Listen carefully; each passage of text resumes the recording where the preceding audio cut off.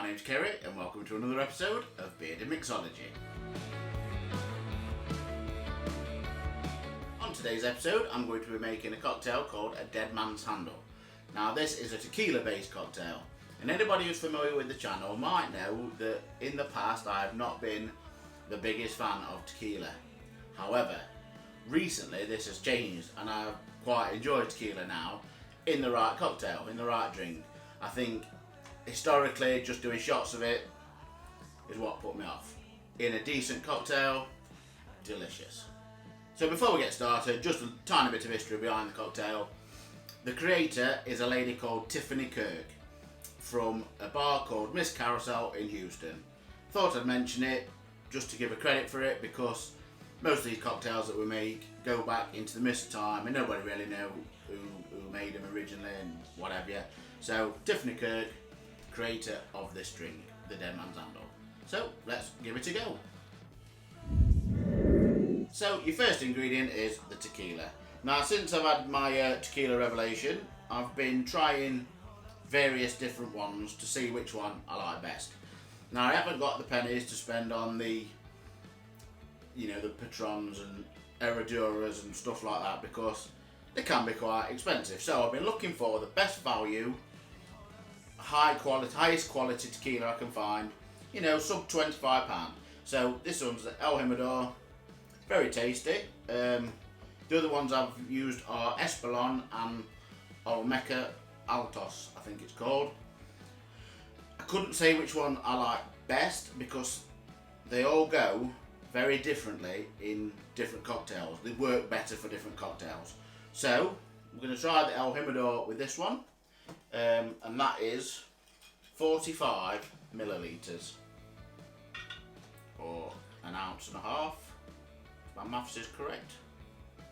Not my strong point. So next up is Aperol.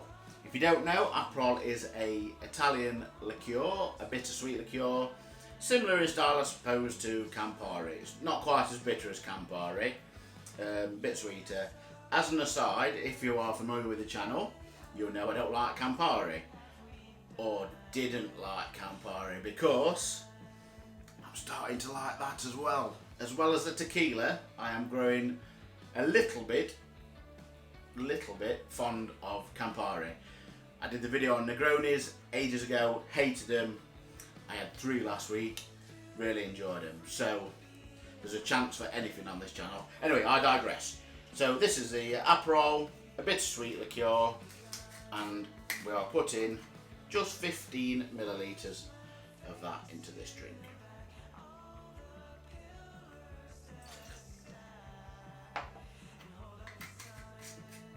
Then we have Orgeat, which is a almond syrup. Now if you are a fan of a Mai Tai, you'll be familiar with this because that's a key ingredient to that. Now this bottle seems to have biscuit all over it, the spread, never mind. So with that again is 15 millilitres of the Orgeat. I believe that's how you pronounce it.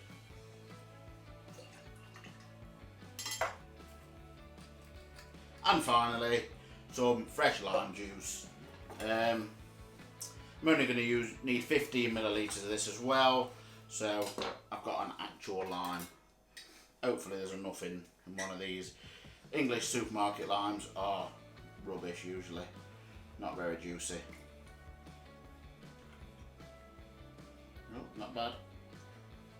Plenty in that. So 15 millilitres of fresh lime juice. Then we just put a little bit of crushed ice into the shaker, or a scoosh as Leandro Di Monriva would call it. I like that word. Put your lid on and give it a shake.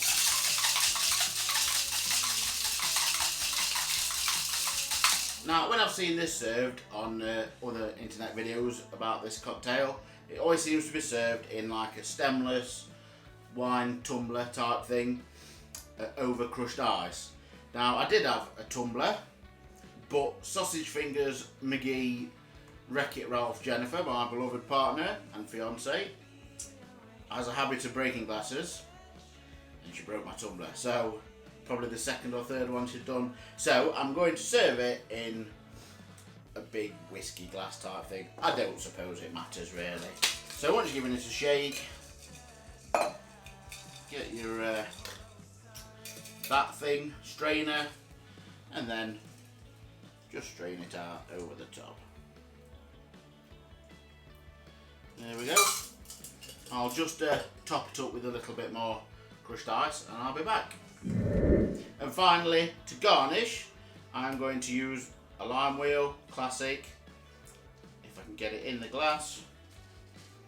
And then the final ingredient for a garnish is Tajin, which is a chili powder, Mexican chili powder, but it's got like lime and citrus and stuff in it as well. So it's got a little bit of heat, but that, you know, citrus fruit flavour. I bought this specifically for this cocktail, but a little tip.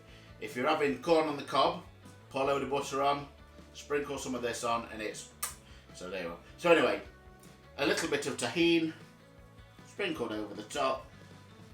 I don't know how much. I suppose it's a little bit like a the savoury bit, the salt on a margarita. It just adds a bit of savoury. So there we go. I've made a mess, delightful, but there you have it, the Dead Man's Handle. Let's give it a try. So let's taste it. I don't know if you're supposed to have a straw with it, but I think because of the spice, it's better to just have a sip and get a bit of that in with it as well.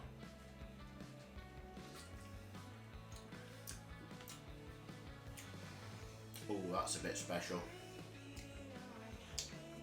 That's really nice. Refreshing. That Tajin, wow, that adds a delicious little flavour on it. Like a bit of chili, just a little bit, but because it's so citrusy,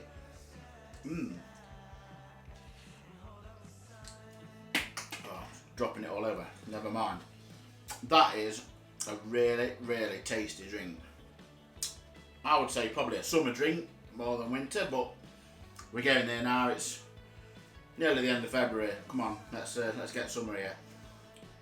I would recommend that to anybody. It's not too bitter.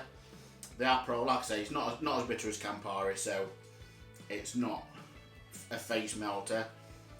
Very citrusy. The lime, fresh lime, El Jimador, good tequila.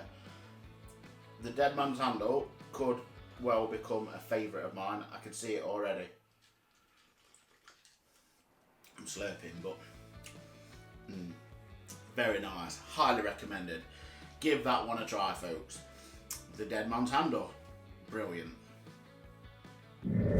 So thanks for watching. Hope you've enjoyed the episode. If you happen to give this drink a try, please write in the comments what you think of it. It's a cracker. I'm sure you'll like it. If you did enjoy the episode, please click like, subscribe, and the bell icon on the YouTube page. Check out the Instagram, Bearded Mixology.